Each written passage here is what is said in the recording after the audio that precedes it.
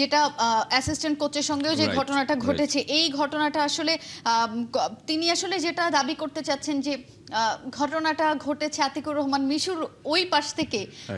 ঘটনাটা আসলে কি, কতটুকু আসলে আপনার জানা আছে? দেখেন, Mishu he is my very good close friend. হ্যাঁ, ক্লোজ ফ্রেন্ড অ্যাজ লাইক আমরা অনেকদিন ধরে জাতীয় দলে খেলেছি। আমি যতটুকু তাকে চিনি, he is very honest person. সে আসলে কখনো কোনো যদি আপনি মনে করেন যে কোনো রকমের কোনো বড় ধরনের কোনো যদি আপনি যদি ভুল করে থাকেন, সেইটাকে সে কখনো অ্যাকসেপ্ট করবে না। হ্যাঁ, তো সেই জায়গা থেকে আমি বলবো যে মিশু আসলে এই ধরনের ছেলে না, যেটা আসলে ওকে নিয়ে যেভাবে আসলে তর্ক বিতর্ক ক্লেম করা হচ্ছে যারা জোনসের পক্ষ থেকে।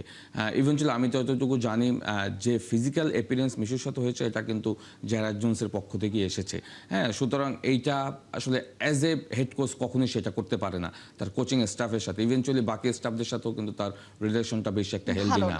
হ্যাঁ, তো সেই জায়গা থেকে আমি বলবো যে এটা আসলে এই কোচ আমার কাছে মনে হয়েছে যে হি হ্যাভ সাম প্রবলেম, তার মানসিক কোনো প্রবলেম রয়েছে আই থিঙ্ক। আদারওয়াইজ একটার পর একটা এরকমের কাণ্ড ঘটিয়ে যাচ্ছে, এটা আসলে এজ এ হেড কোচ এটা কখনোই আমি কোনোদিন পৃথিবীর কোনো ফুটবল কোচদেরকে আমি দেখিনি। বিকজ ইভেনচুয়ালি আপনি যদি একটা জিনিস তাকে দেখেন, সে লাস্ট ঘটনার পরে কিন্তু সে পুলিশকে কল করেছে।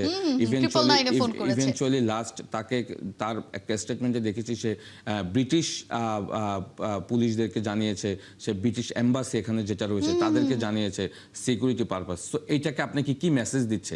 আপনি যদি দেখেন যে that means he have not security in here. হ্যাঁ, সো এখানে কিন্তু সে বাদও আরো অনেক কোচিং স্টাফ কিন্তু বিদেশিরা কাজ করছে, তাদের কাছ থেকে কিন্তু এই ধরনের থমাস জুলি রয়েছে, পিটার বাটলার রয়েছে এখানে। ইভেনচুয়ালি ক্রিকেটেও কিন্তু ফরেন কোচরা রয়েছে। হ্যাঁ, তাদের কাছ থেকে কিন্তু কখনো আমরা আসলে সিকিউরিটি পারপাসে কখনো কিন্তু এই ধরনের ইস্যুগুলি দেখিনি। So he have some problem. আমার কাছে মনে হয়েছে যে তাকে নিয়ে এখনই ভাবা উচিত, যেহেতু তার সাথে একটা লং টার্ম কন্ট্রাক্ট রয়েছে, লং টার্ম। সো ওই জায়গাটা থেকে আমি মনে করি অ্যাজ সুন অ্যাজ পসিবল তাকে নিয়ে একটা Bangladesh football federation definitely president Tabid ভাই ইজ ভেরি, আমার মনে হয় যে এই ব্যাপারে খুবই স্ট্রিক্ট। আমার মনে হয় যে সে ডেফিনেটলি এটা নিয়ে চিন্তা করবে এবং অ্যাজ সুন অ্যাজ পসিবল তাকে নিয়ে ভাবা উচিত। বিকজ এই যে সিকিউরিটি পারপাসে যে ইস্যুগুলি সামনে আনছে, এটা কিন্তু আমাদের দেশকেও কিন্তু আমাদেরকে ফেলে দেয়। বিকজ একজন ফরেন কোচ বা একজন ফরেন পার্সন যখন আপনার সিকিউরিটি ইস্যুগুলি নিয়ে কথা বলবে, দ্যাট মিনস এখানে অনেক কিছু হয়তো আমার কাছে মনে হয় যে সামনে আসার আর অনেক উপলক্ষ আসতে পারে। তো সেই জায়গা থেকে আমি মনে করি যেটা নিয়ে কাজ করা উচিত।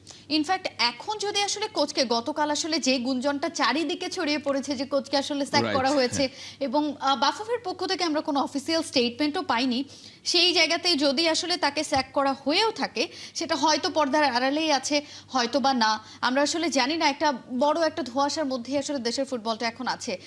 যদি একদম টুর্নামেন্টের আগ মুহূর্তে, ইনফ্যাক্ট ক্যাম্পটাও বাতিল হয়েছে, গতকাল একটা প্রেস কনফারেন্স ছিল সেটাও পোস্টপন্ড হয়েছে।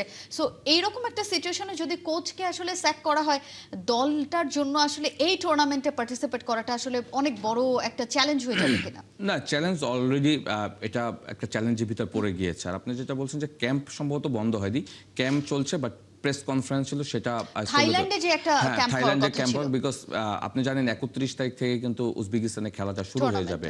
হ্যাঁ, সো শর্ট টাইম, আজকে কিন্তু অলরেডি 26 তারিখ, আগামীকালকে কিন্তু তাদের ট্রাভেল করার একটা ডেট ছিল, তো সেইটা হয়তো পিছিয়ে গিয়েছে। আমার কাছে মনে হয়েছে যে যারা জন যদি টিমের পার্ট নাও হয়, এখানে যারা অ্যাসিস্ট্যান্ট কোচ রয়েছে বা বাকি যারা স্টাফ রয়েছে, তারা দে অলসো আর ক্যাপাবেল। আমার কাছে মনে হয় যে তারা এই দলটাকে প্রপার হ্যান্ডেল করার মতো তাদের সেই শক্তিটা রয়েছে। বাট মেইন ফ্যাক্ট হলো যে একজন কোচ যখন আসলে একটা টুর্নামেন্টের আগে স্যাক হয়ে যায় বা তাকে যদি বরখাস্ত করা হয়, তখন দলের উপরে একটা ব্যাড ইম্প্যাক্ট ডেফিনেটলি পড়বে। বাট সেইটা রিকভার করার মতো ক্ষমতা আমার মনে হয় যে দলের ভিতরে রয়েছে। বিকজ আপনি যদি দলটা দেখেন, দলটা কিন্তু খুব ভালো একটা দল, দারুণ একটা দল, এবং এই দলটা নিয়ে কিন্তু প্রত্যাশা অনেক বেশি ছিল, কারণ তারা যখন এর আগে সাফল্যটা নিয়ে আসছে, রোনান ডেকলান যখন দেশের পতাকাটা প্রথমবারের মতো উঁচিয়ে ধরে আসলে এত বড় একটা সাফল্য নিয়ে আসছে, সেই জায়গা থেকে ধারণা করাই হচ্ছিল যে এশিয়ান কাপের এই মঞ্চে গিয়ে তারা আসলে আরো বড় কোনো সাফল্য নিয়ে আসবে, অ্যাজ ওয়েল অ্যাজ সেখানে অ্যাডাম আব্বাসদের মতো ফুটবলারও ইনক্লুড হয়েছে।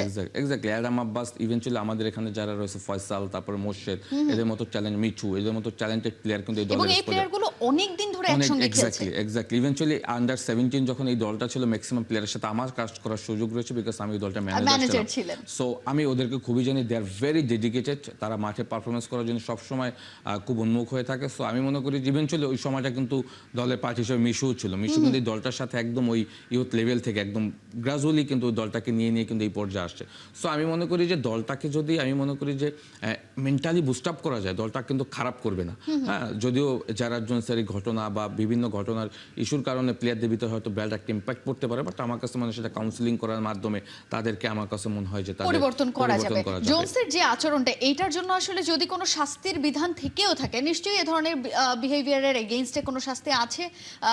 বাফুফের যেই ল আছে সেখানে বা ফুটবলের যে ল আছে সেখানে কি ধরনের শাস্তি হতে পারে, ছোট করে একটু। আমি শাস্তির থেকে মেইন বলবো যে সে সিকিউরিটি পারপাসে যেভাবে ইস্যুগুলি সামনে আনছে, এইটা নিয়ে আমার কাছে মনে হয় যে একটা তদন্ত করা উচিত এবং একটা কমিটি করে দেয়। ইনফ্যাক্ট যে ঘটনাগুলি প্রথম থেকে ঘটেছে তার একটা সামারি তৈরি করে তার এগেনস্টে যে শাস্তিটা রয়েছে, প্রপার যে জাজমেন্টটা রয়েছে, সেইটা খুব অ্যাজ সুন অ্যাজ পসিবল করা উচিত। আদারওয়াইজ ও কিন্তু একের পর এক এ ধরনের কিন্তু কমপ্লিকেটেড কাজগুলির কিন্তু জন্ম দিতেই থাকবে এবং ফুটবলটা আরো বিতর্কিত হতে থাকবে, বিকজ আমরা কিন্তু জানি যে আমাদের ফুটবলটা কিন্তু খুব ভালো একটা শেপে রয়েছে, একটা ভালো প্রোগ্রেস করছে সামনে। জাতীয় দল থেকে এই ব্রাজিলের মতো দল আসলে এখন এখানে এসে আমাদের সাথে খেলতে চাচ্ছে।